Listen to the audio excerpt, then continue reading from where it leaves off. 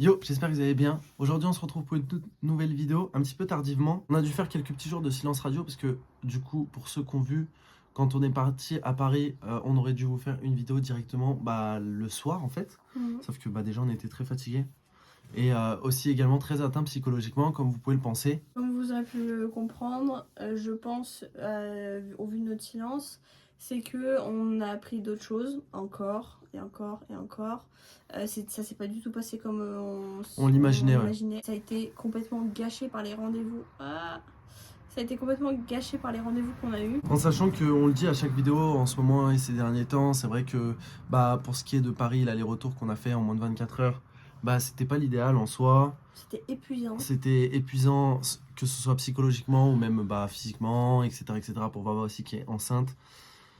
Bon voilà, je pense que voilà, ceux qui ont vu la vidéo, ils savent un petit peu et ils comprennent un petit peu l'absurdité du truc. Sauf que là, on le dit vraiment à chaque vidéo, mais je pense que là, c'est vraiment la dernière fois qu'on va le dire parce que je pense qu'on ne peut pas faire plus que ce qu'on fait, que ce qu'on vit. On est vraiment au plus bas, mais au plus bas, on va vous expliquer pourquoi. Comme Baba a dit, déjà, on a appris d'autres choses par rapport donc à notre petite. Et également, on a appris la date d'accouchement. Ça y est, Ouais. ça y est. Ça, au moins, c'est le seul point positif, on va dire. Voilà. Et encore, Et je encore. vais expliquer pourquoi, et même pour toi, je pense que c'est pas top. Mm. Mais du coup, voilà. Bon, alors bien sûr, et ça, je le dis, c'est bien, on vous tient au courant de ce qui se passe, etc., etc. Je tiens à le dire en départ de vidéo, ce genre de vidéo là qu'on fait, clairement, j'en ai marre. Ouais, Je moi vous le dis aussi. honnêtement, c'est bien. Enfin, oui aussi, le fait qu'on vous a partagé ça sur la chaîne au tout départ, notre bonheur, et le fait qu'on soit heureux, qu'on a fait la gender reveal pour ceux qui se souviennent, quand on vous a entre parenthèses tenu au courant de ce qui se passait, qui était entre parenthèses plus ou moins grave, mais c'est pas qu'au début c'était un plaisir, mais c'était au départ, je dirais, On arrivait à prendre sur nous. voilà, quelque chose que forcément on avait envie de vous partager aussi, même que ce soit positif ou négatif. Sauf qu'aujourd'hui, je vous le dis honnêtement, et voilà pourquoi on a attendu 3 jours avant de faire cette vidéo, c'est parce qu'en fait, on en a marre de vous proposer ce genre de vidéo, ce genre de contenu. Je vous le Et dis. qu'on n'arrive plus à trouver de points positifs, en fait. Voilà, et je vous le dis honnêtement, et il n'y a plus aucun point positif. C'est ce qu'on est en train de vivre, c'est le pire des trucs que des gens peuvent vivre. En tant que parent, c'est horrible. C'est ça. Et voilà. Bon, bref, on va venir directement au sujet. Il y a beaucoup de choses à dire. Alors, ouais, pour vous raconter un petit peu, déjà, ça a commencé à l'hôtel, puisqu'on a passé une nuit horrible. Mais horrible, je vous le dis, dans le sens où on était angoissés à l'idée de ces rendez-vous-là. On avait 3 rendez-vous.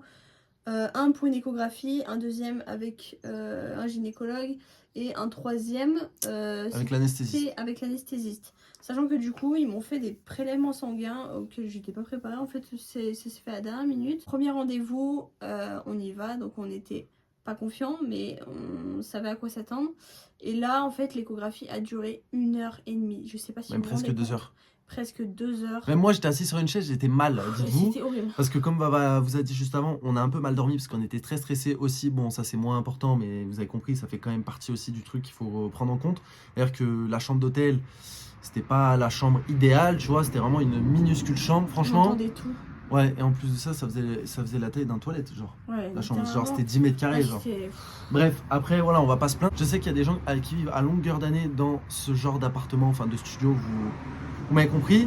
C'est juste que quand de base t'es stressé, t'es fatigué, t'es enceinte, machin, C'est pas l'idéal. blablabla, c'est pas idéal, surtout qu'il y avait un raffut pas possible dans l'immeuble, c'était insupportable. Franchement, on a dormi quoi 3 heures 3-4 heures, ouais. 3-4 heures à tout casser. Donc. Moi, au niveau de l'échographie, de base, ils sont restés sur le ventre et après, ils ont dû passer par en bas, je vais pas vous faire un dessin, pour en voir un peu plus. Au final, j'ai souffert le martyre du début à la fin. Heureusement que Roro était là parce que je pense que je serais tombée dans les pommes. C'était moi, j'étais vraiment pas la bien. pire échographie que j'ai eue depuis le début de ma grossesse. C'était horrible. Voilà, donc je vais pas m'attarder dessus, mais c'était horrible. On a eu 2 échographes différentes. Et ensuite, à la fin de l'échographie, on nous annonce que, oh bah tiens, il y a peut-être un problème à la colonne vertébrale. Alors là, on est tombé des Qu'on nues avec voit Roro. juste comme ça à 2 semaines de l'accouchement, l'accouchement. enfin en gros 2 semaines. Et il faut se dire une chose, c'est que le problème à la colonne vertébrale, ils l'ont entre parenthèses entrevu, parce que c'est pas sûr, hein, c'est une suspicion. Ils l'ont entrevu à l'échographie.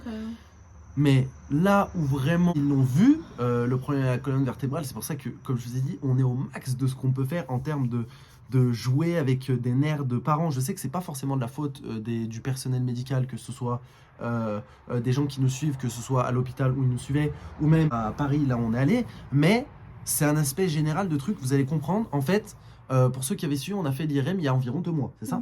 Et en fait, l'IRM a été revu donc par l'hôpital où on est suivi, plusieurs fois Trois aussi, fois, ouais. 3 fois donc par des différentes personnes là-bas, et il a été revu aussi par différentes personnes Paris. à Paris, donc par des sages-femmes, par bref, des gens qui s'occupent de ça, ceux qui étudient le cerveau, les neurochirurgiens et tout. Et donc à Paris, eux, ils ont vu sur l'IRM, c'est là qu'ils ont vu ça, un problème éventuel à la colonne vertébrale, donc moelle épinière, je vous fais pas un dessin, moelle épinière qui est reliée au cerveau, enfin toute la colonne vertébrale qui est reliée au cerveau. Donc c'est un problème qui est très grave, qu'on apprend à 2 semaines, environ L'accouchement. 2-3 semaines de l'accouchement. Je sais pas si vous vous rendez compte, je vous l'ai dit, je vous l'avais dit il y a 2-3 vidéos de ça, je pense que là, plus personne peut se mettre à notre place. Je sais qu'il y a des gens qui vivent des moments similaires, ou même on a des mamans qui ont vécu un petit peu les mêmes choses avec les méningocèles et tout. Mais là, ce qu'on est en train de vivre mentalement, comme on est en train de nous écraser, on va dire, au niveau moral, je sais pas si vous comprenez, mais c'est énorme la pression qu'on subit. Plus ça, plus ça, plus ça, plus ça, plus ça. On se demande où ça va s'arrêter. Bien sûr, pour rajouter encore quelque chose, c'est que pour ceux qu'on suit depuis le tout départ de la grossesse, on avait détecté au tout départ, enfin ils avaient détecté au cœur, au tout départ, une CIV. Donc une CIV, c'est quoi? C'est un mini trou qu'il y a dans le cœur, mais c'est un problème mineur, on va dire, qui peut se réparer tout seul ou qui peut même Ouais. s'opérer, mais c'est vraiment C'était vraiment minime, quoi. c'était vraiment une opération toute mineure et qui n'était pas grave. Mais c'était quand même un problème au cœur qui avait été détecté au départ.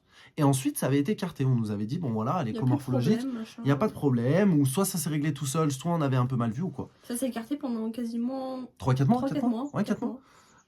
Sauf que là, à la fin de la grossesse, on apprend encore, en plus du problème donc à la colonne vertébrale, on apprend aussi qu'il y a sûrement un problème au cœur. Donc là, c'est autre chose, c'est un problème d'artère, une qui est plus grosse que l'autre. Donc Donc, l'artère pulmonaire qui est plus grosse que l'artère aorte. Bref, on n'y connaît rien, mais il y en a une qui est plus grosse que l'autre. Voilà, en sachant que c'est aussi un petit problème qui est mineur, mais qui est quand même un problème, donc qui vient s'ajouter à la liste longue de tous les problèmes que notre petite a.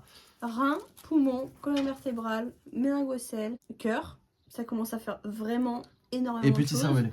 Et petit cervelet. Enfin bref, là, la liste est interminable. Mais du coup, on a pris ça.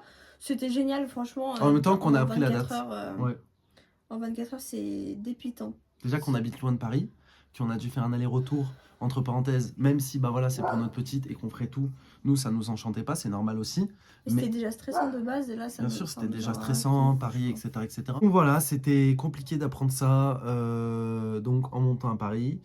En sachant que bah, on nous a encore reposé la question, c'est pour ça que je vous ai dit, notre morale est mise C'est à à ça que je rude pensais. épreuve. C'est qu'on nous a encore posé la question que de si bah, on voulait arrêter, tout grossesse. simplement, parce qu'on a le droit légalement, même si nous, ça n'a jamais été Une option. une option. Donc, nous, on a envie d'y croire encore, surtout que ce qu'on vous a dit, là, les 2 problèmes qui viennent se rajouter, c'est seulement des suspicions. On est toujours du même avis avec Vava, on va pas changer d'avis à quelques jours, à quelques semaines de l'accouchement. Juste qu'on nous a posé encore une question encore plus horrible, enfin, on vous en avait déjà parlé, c'est que la question vient se poser des traitements après l'accouchement. De l'acharnement thérapeutique. Et on en a discuté avec Vava, même si bah, on a pris aucune décision, parce que On a je parfois pense des émotions, ouais. que, honnêtement, je vais vous le dire honnêtement, je pense que dans la vie, tu ne peux pas, je sais pas comment expliquer, mais c'est dur à expliquer, tu ne peux pas prendre ce genre de décision, enfin c'est trop compliqué, même en tant que parent, enfin c'est encore pire justement en tant que parent, de décider de la vie de quelqu'un, enfin si tu continues à traiter ou pas, parce qu'en fait, je vous explique, pour ceux qui comprennent pas ce que je suis en train de parler, c'est en gros, quand tu as le sera né, après l'accouchement, ça sera à nous de décider. Si on lui donne une chance de vivre ou si on arrête les traitements. Ça dépendra en fait parce qu'il y a un gros point d'interrogation à ce qui va se passer à la naissance, mais en gros ça sera à nous de dire stop à un moment où si des traitements sont trop forts, parce que bah forcément on voudrait pas qu'elle souffre ou quoi, c'est normal en tant que parent, mais ce genre de choix, C'est un choix qu'on devrait jamais avoir c'est fait, un en choix que ouais on devrait jamais avoir à faire et que personne devrait avoir à faire en fait. Je sais qu'il y a déjà des gens qui se sont retrouvés dans ce genre de situation, mais souvent c'est pour des grands-parents ou des trucs comme ça, Ouais. tu vois, pas pour des nourrissons. Et c'est très compliqué. Voilà un peu où ça en est. Donc on est vraiment au plus bas. On a fait que pleurer, que se poser des questions là pendant ces derniers jours. Et voilà, et le fait, justement, je voulais en parler au départ, le fait de savoir la date d'accouchement, en On fait, pensait être soulagés, voilà, on pensait être soulagé, et au justement, ça nous final, met encore un beaucoup plus gros poids.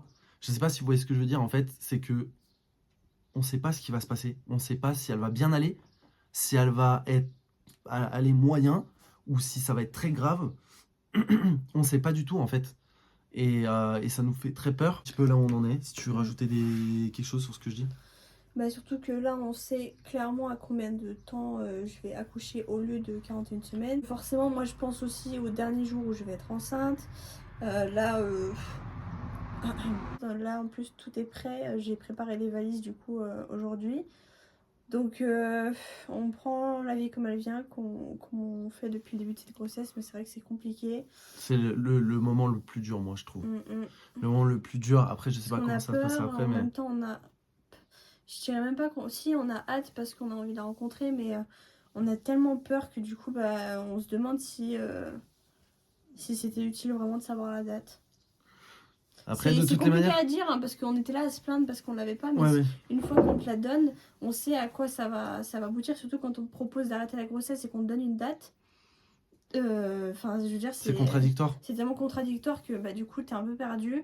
On va devoir monter sur Paris, du coup, une semaine avant l'accouchement pour qu'on ait des derniers examens. Et ensuite s'ils voient que par exemple la petite est en détresse, qu'elle a besoin de sortir, on la fera sortir avant la date déterminée. Mais normalement, on a une date déterminée qu'on a décidé de ne pas vous donner. Parce que j'ai pas envie que les gens fassent des calculs, ouais machin, ils ont dit que c'était tel jour, on n'a pas de nouvelles depuis 2 jours, blablabla, ça veut dire que ça va pas. Bref, on n'a pas envie que les gens fassent des calculs, que ce soit pour nos proches, c'est une chose, mais pour les abonnés, en tout cas, on a décidé de pas donner de date. J'espère que vous comprendrez notre choix aussi, c'était plus mon choix à moi que celui de Roro. Moi, après, moi, je suis ton choix, tu vois, y a pas de problème. Mm, mm. Donc voilà un petit peu où on en est. Perdu.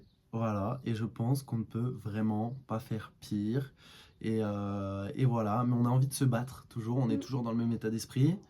On a envie de se battre, on a envie de lui donner un maximum de chance. Et on a envie d'y croire aussi. On a envie d'y croire. Moi, c'est ce que je disais aux sages-femmes. On croit en elle. On croit en fait qu'elle va vivre. Et surtout qu'on se dit aussi avec Roro que si elle a tenu jusque-là, c'est peut-être pas pour rien. Et c'est que bah aussi c'est une battante, et vous êtes nombreux à nous le dire aussi, c'est qu'elle se bat depuis le début, nous aussi on se bat depuis le début. Bien évidemment que là en ce moment on n'a pas la force de faire quoi que ce soit tous les deux, on se force un peu parce que bah il faut le faire. C'est ce que je disais en départ de vidéo, j'en ai marre, mais Mm. vraiment, et marre de proposer ce genre de vidéo ou quoi. On aurait bien aimé vous annoncer des bonnes nouvelles, et c'est encore des mauvaises nouvelles, et voilà, mais c'est douloureux, que ce soit pour nous, on le sait, pour nos proches, pour vous aussi, je pense. Je pense que ça le sera jusqu'au bout. Voilà. Et donc voilà un petit peu où on en est. Je suis désolé un petit peu pour notre silence, mais je pense que c'est compréhensible aussi. On avait besoin d'extérioriser, on avait besoin de crier, de pleurer, Voilà. On a besoin de prendre du temps pour nous aussi parce que c'est un dernier moment à deux.